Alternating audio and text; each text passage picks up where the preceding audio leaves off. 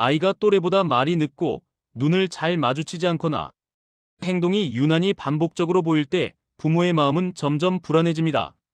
조금 늦는 걸까? 지켜보면 괜찮아질까? 하지만 시간이 지나도 좀처럼 나아지지 않으면 결국 병원을 찾게 됩니다. 그리고 어느 날 발달지연, 자폐 스펙트럼, 발달장애라는 진단명을 듣게 됩니다. 이 순간부터 부모는 두 가지 걱정을 동시에 하게 됩니다. 하나는 아이의 미래, 그리고 또 하나는 현실적인 문제, 바로 치료비와 보험입니다. 많은 분들이 이렇게 묻습니다. 발달장애 진단받으면 보험 되나요? 결론부터 말씀드리면 발달장애는 보험에서 가장 오해가 많은 영역 중 하나입니다. 의학적으로 발달장애는 분명 진단 코드가 있고 치료와 관리가 필요한 상태입니다. 하지만 보험은 의학적 판단과 완전히 같은 기준으로 움직이지 않습니다. 보험은 항상 약관을 기준으로 판단합니다. 발달장애 치료는 대부분 장기 치료입니다. 언어치료, 인지치료, 감각통합치료, 행동치료가 수년간 이어집니다. 한 달 치료비만 해도 수십만 원에서 많게는 100만 원을 넘기기도 합니다. 이때 부모들은 자연스럽게 실손보험을 떠올립니다. 실손보험 있으면 치료비 나오는 거 아니에요? 하지만 현실은 그렇게 단순하지 않습니다. 실손보험은 질병치료로 실제 지출한 의료비를 보장하는 구조입니다. 문제는 발달장애 치료 중 상당수가 보험에서 말하는 의학적 치료가 아니라 교육훈련으로 해석될 수 있다는 점입니다.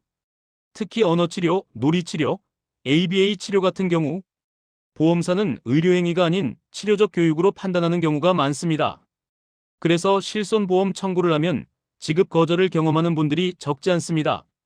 또 하나의 오해는 병원에서 받으면 다 된다는 생각입니다. 하지만 병원이라는 장소보다 치료의 성격이 훨씬 중요합니다. 같은 병원에서 진행된 치료라도 의무기록에 재활훈련 발달, 자극, 교육적 목적으로 기재되어 있다면 보험에서는 보장 대상에서 제외될 수 있습니다. 여기서 반드시 짚어야 할 중요한 경고가 있습니다. 의사나 치료사의 설명만 믿고 보험이 될 거라고 생각했다가 분쟁에 휘말리는 경우가 실제로 존재합니다.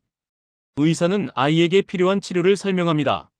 하지만 보험 보장 여부를 결정하는 주체는 의사가 아니라 보험약관과 보험사입니다. 의사가 치료가 필요하다고 말하는 것과 보험사가 보장 대상이다라고 말하는 것은 전혀 다른 이야기입니다.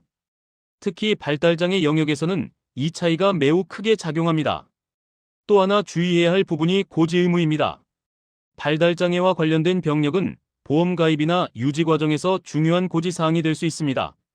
아이의 발달지연, 치료 이력, 진단 여부를 보험 가입 시 제대로 알리지 않았다면 나중에 보험금 청구 과정에서 문제가 될 수 있습니다. 부모 입장에서는 확정 진단이 아니었다고 생각할 수 있지만 보험에서는 치료 기록 자체를 중요하게 보는 경우가 많습니다.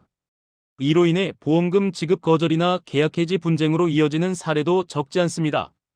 그렇다면 발달장애와 보험을 놓고 부모가 꼭 기억해야 할 기준은 무엇일까요? 첫째, 발달장애는 보험에서 자동 보장 대상이 아닙니다. 질병이라는 이유만으로 실손보험이 된다고 생각하면 실망할 가능성이 큽니다. 둘째, 치료를 시작하기 전 현재 가입된 보험 약관을 반드시 직접 확인해야 합니다. 정신발달 관련 면책 조항, 재활교육 치료 제외 조항을 꼼꼼히 봐야 합니다. 셋째, 병원이나 치료기관의 말과 보험사의 기준은 다르다는 점을 명확히 인식해야 합니다. 보험된다는 말은 어디까지나 참고일 뿐 보장을 보장해주지는 않습니다. 넷째, 보험을 위해 치료를 과장하거나 기록을 왜곡하는 것은 절대 해서는 안 됩니다. 의도하지 않았더라도 보험 분쟁이나 부당 청구 문제로 번질 수 있습니다. 마지막으로 가장 중요한 이야기입니다. 발달장애 치료의 목적은 보험금이 아닙니다. 아이의 성장과 삶의 질입니다. 보험은 그 부담을 조금 덜어주는 보조수단일 뿐입니다. 보험이 된다고 해서 치료를 선택하고 보험이 안 된다고 해서 치료를 포기하는 구조는 결코 바람직하지 않습니다. 정리해보겠습니다. 발달장애는 의학적으로도 사회적으로도 장기적인 관리가 필요한 영역입니다. 하지만 보험에서는 가장 까다롭고 가장 많은 오해가 생기는 분야이기도 합니다. 중요한 것은 남들이 된다더라는 말이 아니라 지금 우리 아이의 상태와 현재 가입된 보험의 구조를 차분히 이해하는 것입니다. 그 판단이 아이의 미래와 가정의 재정 모두를 지키는 출발점이 됩니다. 영상이 도움이 되셨다면 좋아요, 알림 설정, 구독 부탁드려요.